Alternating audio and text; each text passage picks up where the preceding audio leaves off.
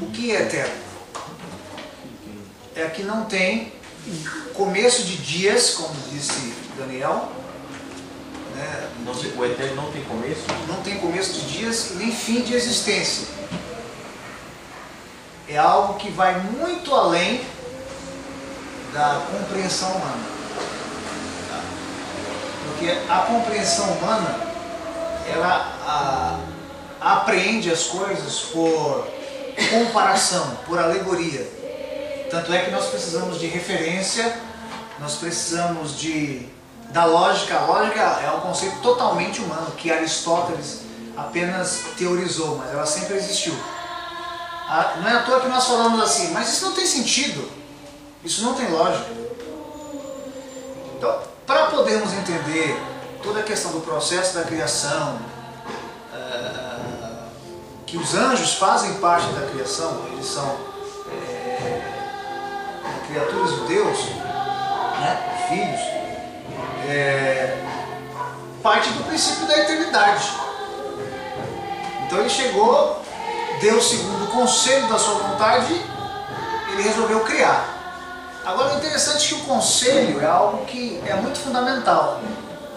Você vê, por exemplo, que na época da monarquia, porque muito da Bíblia tem visão e ponto de vista monárquico, de hierarquia, de governo, de reino. Tanto é que a Bíblia fala o cetro da justiça, né, a destra do rei, a majestade. Isso é um conceito do Oriente Médio judaico, porque o cristianismo é uma extensão, assim, do judaísmo, e eles viveram em hierarquias e monarquias, reis e etc e tal.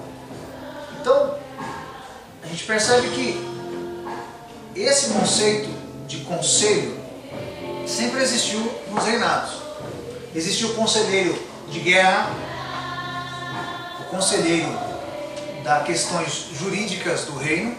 Na verdade era a palavra do rei, mas ele tinha o conselho do especialista de cada área, para que ele pudesse tomar uma atitude e a palavra dele se fizesse valer. Não é só porque ele era rei, é porque ele estava respaldado por conselheiros, entende?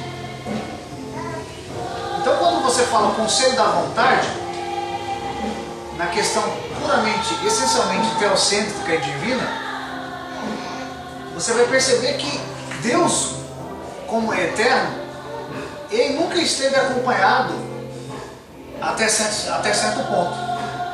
Ele passou a ser acompanhado, a ter seu séquito, daí eu volto na palavra séquito, após a criação.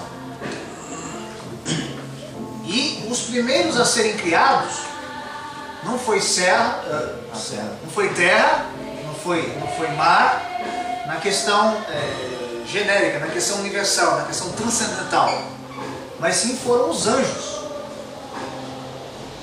Tá? E eu diria que até mesmo o local onde os anjos estão, melhor dizendo, que são a imensidão, possa até que tenha vindo primeiro para que os anjos pudessem lá habitar. Mas aí é uma questão apenas de você estar... a zebra ela é branca com listras pretas ou preta com listras brancas?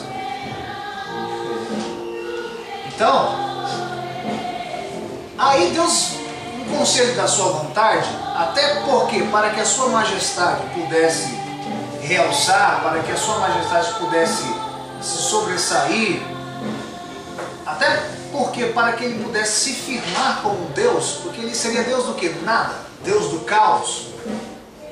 Ele não seria Deus do caos. Ele resolveu criar. Então o conselho da vontade, ele é subjetivo e relativo a quem tem. O critério é dele, a forma é dele. Então, em linhas gerais, antes de nós entrarmos na hierarquia angelical, espiritual angelical, ele criou os anjos. E aí vocês sabem que Lúcifer, um anjo de luz, que detinha todo o conhecimento da música, e não é à toa que ele usa essa ferramenta para poder atormentar a vida do homem, do cristão, principalmente que está com Cristo.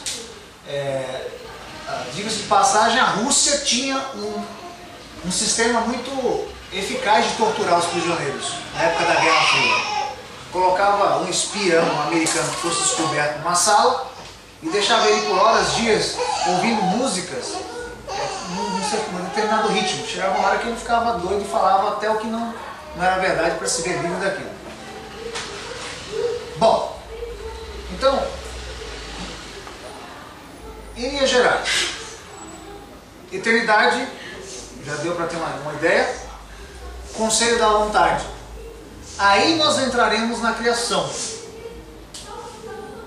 mas não ainda do que nós podemos tanger do mundo físico, mas sim do mundo metafísico, segundo os filósofos, que nós cristãos e teólogos chamamos de mundo espiritual, porque o mundo metafísico é além do que é físico,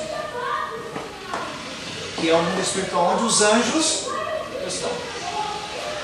Uma outra coisa interessante, no Antigo Testamento, nós falamos aqui de conceitos veterotestamentários, né? Antigo Testamento até Malaquias, as mensagens divinas eram trazidas por anjos, até porque a palavra anjo, ela quer dizer mensageiro, né? O Espírito Santo, ele se apoderava da pessoa de uma maneira oportuna, ele usava a pessoa, mas ele se ausentava dela. O profeta. Tanto é que naquela época, na época dos profetas, havia a escola de profetas que Samuel fundou. Tem até uma questão que se Elias ou não participou dessa escola, porque ele aparece no cenário da história do nada, em Reis 17. Bom, então o Espírito Santo, ele se apoderava, mas o encarregado da mensagem era o anjo. Foi o anjo que apareceu a Manoá, pai de Sansão, ao pai de João, o evangelista, né, o sacerdote, né, Zacarias.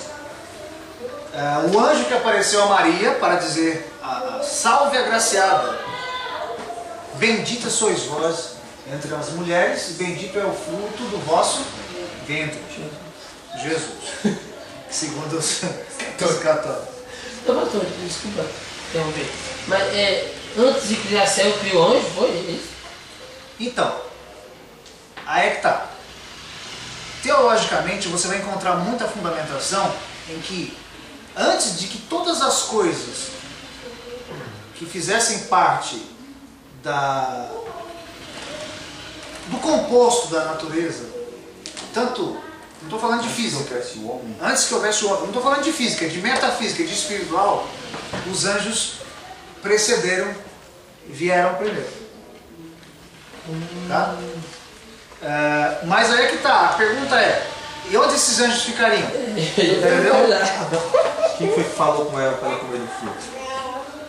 Exatamente, aí foi um anjo caído. Foi um anjo caído, no caso de Adão e Eva.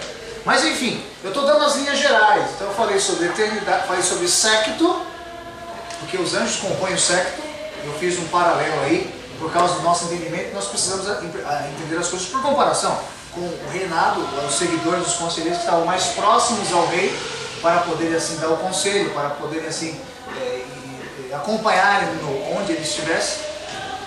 Isso aconteceu também, acontece com os dignatários hoje, quando o Lula vai, no caso a Dilma sai, ela não saiu ainda, né, para viajar assim, mas quando sai leva uma comitiva. Hitler, quando chegou na França para poder invadir, ele já havia tomado, ele desceu, andou na França com várias pessoas da comitiva dele.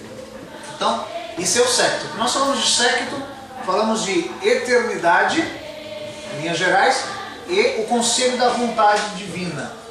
E agora vamos falar sobre a criação no tocante aos anjos. Amém? Então, eu gostaria que alguém tivesse uma boa leitura, começasse a ler comigo. Eu vou começar a ler um pedaço da apostila, depois eu vou pedir um versículo para que abra. Então já abrem 1 Pedro, capítulo 3, versículo 22. Qual é a página? Estou na página 36.